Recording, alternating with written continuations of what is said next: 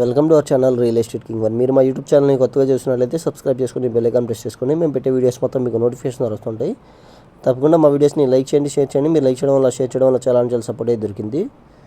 ఇప్పుడు మనం చూస్తున్న G+1 ఇండిపెండెంట్ హౌస్ వచ్చి యనమల కుదురు ఏరియా అండి. ఇది చూస్తున్నారు కదా, వెస్ట్ ఫేసింగ్లో ఉన్న ఇండిపెండెంట్ హౌస్ అనమాట.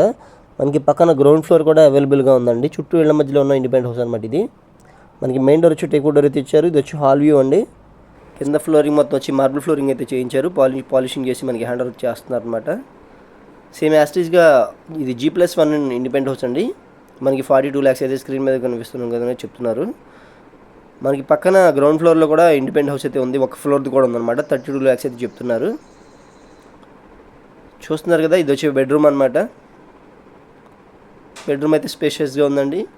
యనమల కుదురు కరకట్ట వైపు అండి. ఇది హోసన్న మందిర్ దగ్గరలో వచ్చింది అనమాట. ఇప్పుడు మనం ఒకసారి కిచెన్ వ్యూ కూడా చూద్దాం పదండి. బయట మనకు వచ్చి కామన్ బాత్రూమ్ అయితే వచ్చింది.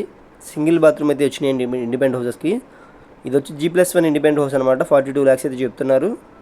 యనమల కుదురు కరకట్ట వైపు అండి. ఇది చూస్తున్నారు కదా. ఇప్పుడు మనం బ్యాక్ సైడ్ ఒకసారి bore facility, wash area, common bathroom కూడా చూద్దామండి.